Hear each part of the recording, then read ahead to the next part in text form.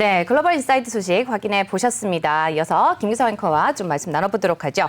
네, 앵커님, 파월 의장의 의회 증언 반전은 없었죠? 네, 그렇습니다. 지금 앞에서 설명해 주셨으니까 내용만 잠깐 말씀을 드린다면은 전체적으로 기존 입장에 대해서 조금 후퇴했다 이렇게 볼 수가 있을 것 같습니다. 왜냐하면은 인플레이션은 예상한 것보다 높았고 또 기대보다 조금 더 지속될 것 같다 이렇게 얘기를 한 겁니다. 물론 이렇게 조금 후퇴는 했지만은 결론은 마찬가지입니다. 그러니까 지금 현재 이 인플레이션이라는 것 자체가 일시적인 현상이기 때문에 결국 사라질 것에 대해서 반응할 필요는 없지 않느냐 이런 반응을 나타냈습니다. 네, 하지만 또 저물가 시대는 끝나간다 이런 분석들도 제기가 되고 있는 것 같습니다. 월스트리트 저널이 보도를 했습니다. 그 내용을 보면 사실 전 세계가 1980년대 후반 이후에 한 40년 정도 저물가 시대를 향유해 왔지 않습니까?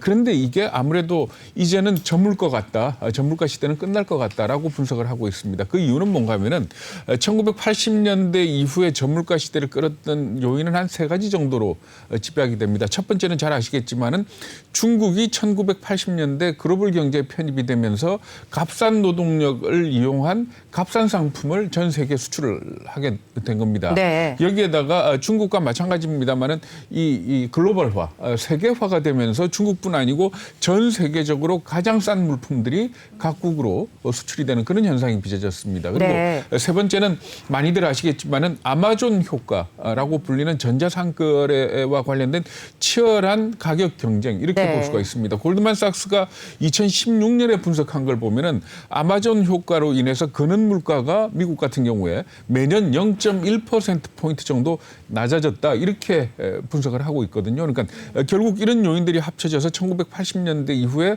지금까지 한 40년 동안 저물가 시대가 유지가 되어 왔다 이렇게 분석을 하고 있는 겁니다. 네, 또 그렇다면은 뭐 저물가 요인들이 아예 사라지고 있는 건 아닌가요? 그렇게 보고 있는 것 같습니다. 네. 그러니까 그 저물가 시대가 끝나고 있다라고 지적하는 이유도 대략 한 세 가지 정도로 지적이 되는데 첫 번째는 트럼프 대통령이 시작했던 미중 갈등입니다. 그러니까 미국과 중국이 갈등을 하면서 트럼프 대통령이 중국 물품에 대해서 관세를 매겼지 않습니까? 평균 19% 정도의 관세를 매겼는데 이거는 결국 소비자 물가에 전가가 되게 되거든요. 그러니까 결국은 그만큼 비싼 물건이 미국으로 들어가게 된다 이렇게 보시면 되고요. 그리고 또 두 번째 지적하고 있는 게 고령화입니다.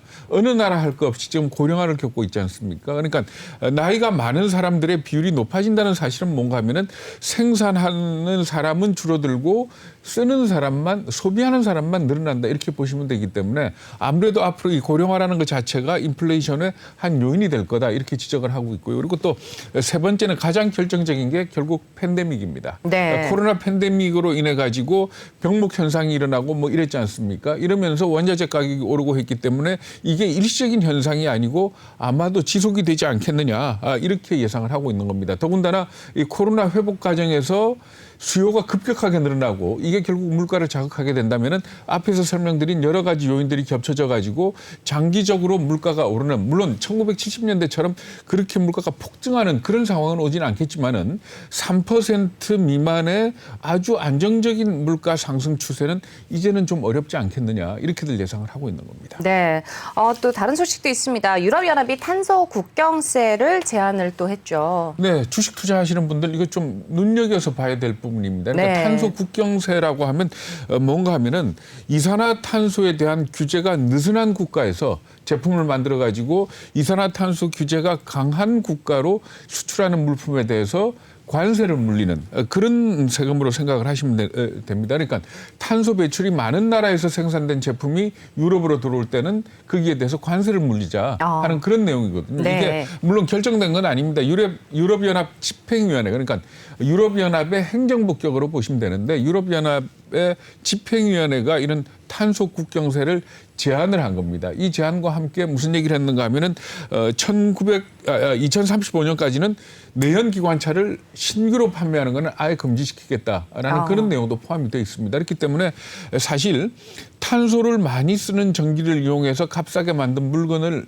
수출한다 하더라도 거기 세금이 붙게 된다면 가격 경쟁력이 없어진다 이렇게 보시면 되는 거거든요. 그렇기 때문에 사실 이 탄소가 기후 악화의 주범이냐에 대해서는 논란의 여지는 있습니다. 뭐 과학자들 얘기를 들어보면 기다 아니다라고 서로 논박을 하고 있는데 어쨌든 간에 큰 흐름은 탄소 배출을 줄이는 쪽으로 가고 있기 때문에 이 ESG에서 이와 관련된 부분에 내가 투자하려는 종목이 경쟁력이 있느냐 하는 이 부분은 앞으로 큰 기준이 된다 이렇게 보셔야 될 것 같습니다.